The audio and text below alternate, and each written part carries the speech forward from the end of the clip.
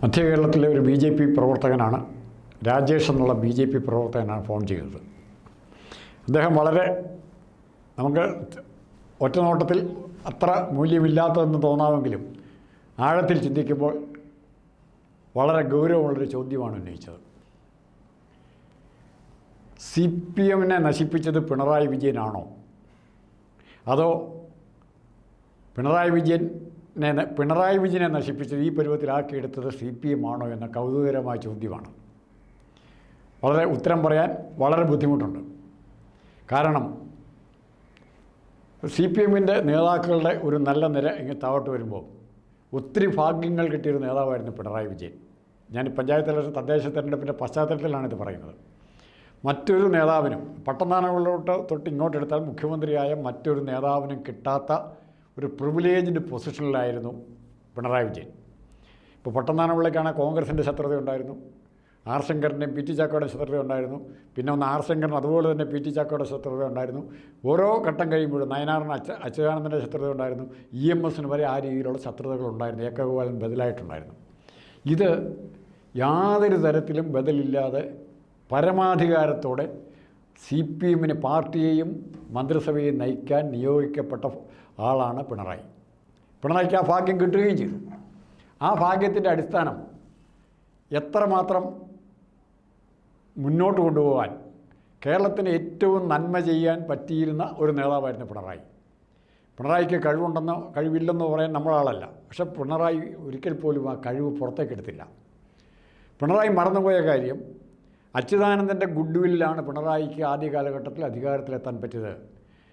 ഏത് പരിസ്ഥിതിയിലും തന്നിലേക്ക് ജനങ്ങളെ ആകർഷിക്കാനുള്ള അച്യുതാനന്ദൻ്റെ കഴിവിനെയാണ് പിണറായി മുതലെടുത്തത്. പക്ഷേ ക്രമത്തിൽ ആ അച്യുതാനന്ദൻ്റെ ആരോഗ്യം ദുർബലമായപ്പോൾ ഈ പാർട്ടി ഒന്നടങ്കം ലോക്കൽ കമ്മിറ്റി തൊട്ട് കേരളത്തിൽ നിന്നുള്ള പോളിറ്റ് ബ്യൂറോ പ്രകാശ് കാരറ്റ് ഉൾപ്പെടെയുള്ള പാർട്ടി സെക്രട്ടറി വരെയുള്ള എല്ലാ ആൾക്കാരും പിണറായിയുടെ കാൽച്ചുവട്ടിലേക്ക് എരിഞ്ഞമരുകയാണ് ചെയ്തത്. ആ സ്ഥിതിയിൽ പിണറായി വിജയന് കേരളത്തിന് നന്മ ചെയ്യാനുള്ള അവസരങ്ങളെ നഷ്ടപ്പെടുത്തി. അതിൻ്റെ ഫലം ജനങ്ങൾ വെറുക്കുന്ന, ജനങ്ങൾ തിരസ്കരിക്കുന്ന ഒരു പറ്റം കാര്യങ്ങൾ പറയാൻ പറ്റും, ധാരാളം കാര്യങ്ങൾ പറയാൻ പറ്റും. പിണറായി വിജയൻ കൈകാര്യം ചെയ്യുന്ന ആഭ്യന്തര വകുപ്പ് തൊട്ട് വീണ ജോർജിൻ്റെ ആരോഗ്യ വകുപ്പ് വരെ ഇത്തരം കാര്യങ്ങളിൽ ഉൾപ്പെട്ടിരിക്കുന്നു.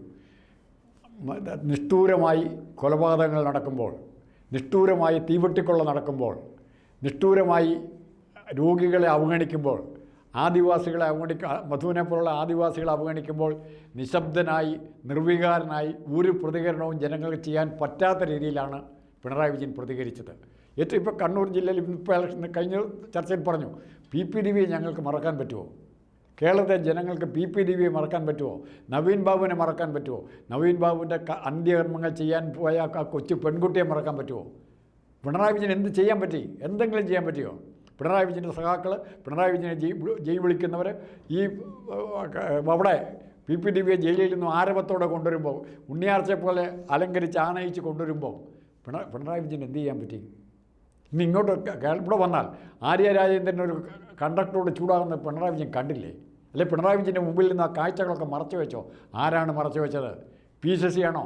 ബ്രിട്ടാസാണോ? ആരാണ് മറച്ചു വെച്ചത്? അവരാണ് CPMൻ്റെ ശത്രുക്കൾ, സാധാരണ ജനങ്ങളല്ല. ഒന്നുകൂടെ പിണറായി വിജയൻ കുറച്ചുകൂടെ പുറകോട്ട് പോവുക. LDFൻ്റെ ഗ്രാഫ് കേരള രാഷ്ട്രീയ ചരിത്രത്തിൽ ഏറ്റവും കൂടുതൽ ഉയർന്നു നിന്നത് മൂന്നാർ കുടിയൊഴിപ്പിക്കൽ സമ്മേളനത്തിലാണ്. അച്യുതാനന്ദൻ്റെ കാലത്ത് എക്സൈസും ഉൾപ്പെട്ട പോലീസ് ടീമും രാജീവ് നാരായണസ്വാമി ഉൾപ്പെട്ട സിവിൽ സർവീസും ഈ ടീമിൻ്റെ കൂടെ അവരുടെ കുടിയൊഴിപ്പിക്കലാണ് ഏറ്റവും കൂടുതൽ LDFൻ്റെ ഗ്രാഫ് ജനങ്ങളെ LDFിലേക്ക് അടുപ്പിച്ചത്. പക്ഷേ ആ നീക്കത്തെ അട്ടിമറിക്കാനായിട്ട് മുന്നിൽ നിന്ന് പ്രവർത്തിച്ച പിണറായി വിജയനില്ലായിരുന്നു. ആ കാര്യത്തിൽ CPIയും പിണറായിയുടെ കൂടെ കൂടി. MM മണി നേതാവായി ഇല്ലേ? MM മണിയുടെ ഏറ്റവും തറപ്രസംഗങ്ങൾക്ക് കൈയടിക്കുന്ന ഒരു അണി. എന്തൊക്കെ MM മണി പറഞ്ഞത് നമുക്ക് പറയേണ്ട ആവശ്യമില്ല, പറയാൻ മടിയുണ്ട്.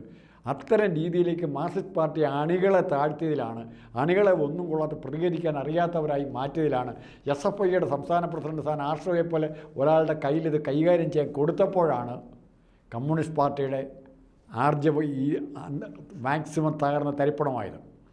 ഇത് എത്ര നാൾ ഇത് പിണറായി വിജയനെ പിടിച്ചു നിൽക്കാൻ പറ്റും? അഴിമതി ആരോപണങ്ങൾ ഒന്നിനു പുറകെ ഒന്നായി വരുന്നു. മകളുടെ പേരിൽ വരുന്നു, മകൻ്റെ പേരിൽ വരുന്നു, മകൻ്റെ അച്ഛൻ്റെ പേരിൽ വരുന്നു. എങ്ങനെ ഈ ആരോപണങ്ങളെ നേരിടാൻ പിണറായിക്ക് പറ്റുമോ? ഇപ്പോൾ സാധിക്കുന്നതിൻ്റെ കാരണം എന്ന് പറഞ്ഞാൽ അപ്രതീക്ഷിതമായി കോൺഗ്രസ് മുക്ത ഭാരതത്തിന് വേണ്ടി ആറ്റുനോറ്റ് ഉണ്ടായ നമ്മുടെ മോഡിയുടെ അനുഗ്രഹാശിസുകൾ പിണറായി വിജയനും കിട്ടുന്നുണ്ട്.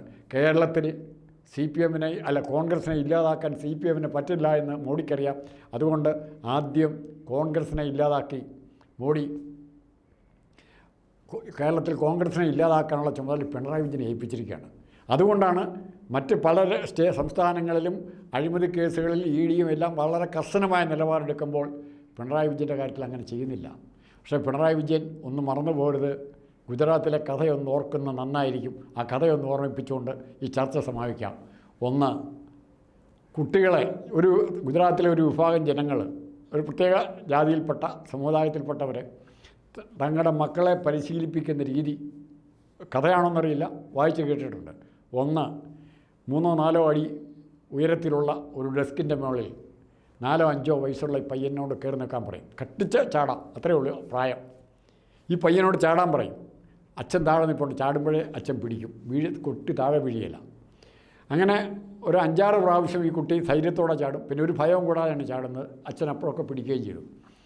6ാമത്തെ ചാട്ടത്തിന് കുട്ടി ചാടുന്നു, അച്ഛൻ കൈ മാറ്റി പിടിക്കുന്നു, കുട്ടി താഴെ വീഴുന്നു. കാര്യമായി പരുക്കൊന്നും പറ്റില്ല, അത്ര ഉയരത്തിലാണ്, കാര്യമായി പരുക്ക് പറ്റുന്നില്ല. അപ്പോൾ ഒരു വാക്ക് പറഞ്ഞു കൊടുത്തു. എന്താണെന്നറിയാമോ? ഒരു തരത്തിലും സ്വന്തം അച്ഛനെ പോലും പൂർണ്ണമായി വിശ്വസിക്കരുത്.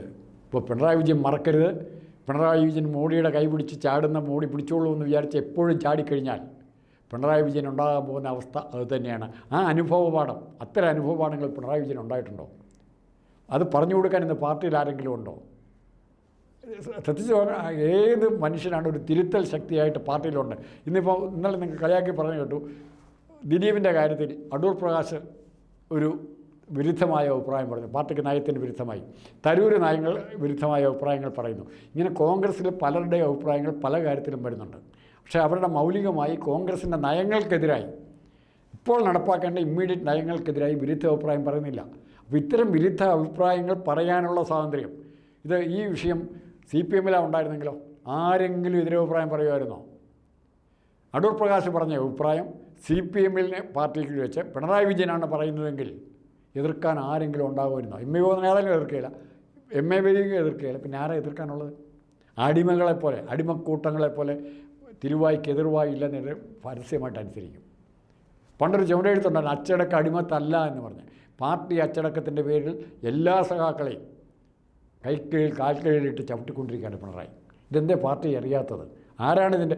എന്തുകൊണ്ട് പാർട്ടിയിൽ തിരുത്താനായിട്ട് ശ്രമിക്കുന്നില്ല? ഇത്രമാത്രം ഗൗരവമുള്ള രീതിയിൽ പാർട്ടി വെല്ലുവിളികൾ നേരിടുമ്പോൾ തിരുത്തൽ ശക്തി ഉയർന്നു വരുന്നുണ്ടോ? കമ്മ്യൂണിസ്റ്റ് പാർട്ടിയുടെ ഏറ്റവും വലിയ പ്രത്യേകതയായിരുന്നു തിരുത്തൽ ശക്തികൾ ഉയർന്നു വരിക എന്നുള്ളത്. ഇത്തവണ ഉണ്ടോ? ഓരോ കമ്മ്യൂണിസ്റ്റുകാരനും ആലോചിക്കണം. ഇന്ന് റിട്ടയർ ചെയ്ത ഉദ്യോഗസ്ഥന്മാരുടെ നിയന്ത്രണത്തിൽ, അതായത് കോളേജ് അധ്യാപക സംഘടനകളിൽ നിന്നും അതുപോലുള്ള സംഘടനകളിൽ നിന്നും റിട്ടയർ ചെയ്ത ഉദ്യോഗസ്ഥന്മാരാണ് ഇന്ന് സംഘടന നയിക്കുന്നത്. ഇവരെ നയിക്കുന്നത് PCCയെ പോലുള്ളവരാണ്, ഇവരെ നയിക്കുന്നത് ബ്രിട്ടാസിനെ പോലുള്ളവരാണ്. എങ്ങനെ ധൈര്യം വന്നു മുന്നണിയെ, ഇടതുപക്ഷ മുന്നണിയെയും CPI ഉൾപ്പെടെയുള്ള ഘടകകക്ഷികളെയും വഞ്ചിച്ച്, സ്വന്തം മന്ത്രിസഭയിലെ മന്ത്രിമാരെ വരെ വഞ്ചിച്ച് PM ശ്രീ പദ്ധതിയിൽ ഒപ്പിടാൻ ശിവൻകുട്ടിക്ക് ധൈര്യം കൊടുത്തത് ആരാണ് ധൈര്യം കൊടുത്തത്? പിണറായി അറിഞ്ഞിട്ടുണ്ടോ? അത് ചിലപ്പോൾ പിണറായി പോലും അറിഞ്ഞിട്ടില്ലായിരിക്കും. അത്ര ദുർബലനായാണ് പിണറായി ഇന്ന് നിൽക്കുന്നത്. പുറമേ കാണിക്കാൻ ധൈര്യം മാത്രമേ. ആ പിണറായിയുടെ ദൗർബല്യമാണ്. ശരിക്ക് വേണ്ടി നിൽക്കാൻ ഉള്ള ധൈര്യക്കുറവാണ്, ശരിയുടെ പുറകെ പോകാനുള്ള ധൈര്യക്കുറവാണ് ഇന്ന് മറ്റുള്ളവർ വളക്കൂറാക്കി എടുക്കുന്നത്. കാരണം മകൻ്റെയും മകളുടെയും അഴിമതിയിൽ പിണറായിക്ക് കണ്ണടക്കേണ്ടി വന്നുവെങ്കിൽ ആ അവസരം ഉപയോഗിച്ച് ബ്ലാക്ക് മെയിൽ ചെയ്യുന്ന പരിപാടിയാണ് ഇന്ന് CPM-ൽ നടന്നുകൊണ്ടിരിക്കുന്നത്. പിണറായിയെ മുന്നിൽ നിർത്തിയുള്ള ബ്ലാക്ക് മെയിലിങ്ങിൽ പാർട്ടി അടപടലം പെട്ടുപോകുന്ന കാഴ്ചയാണ് നമ്മളിപ്പോൾ കാണുന്നത്.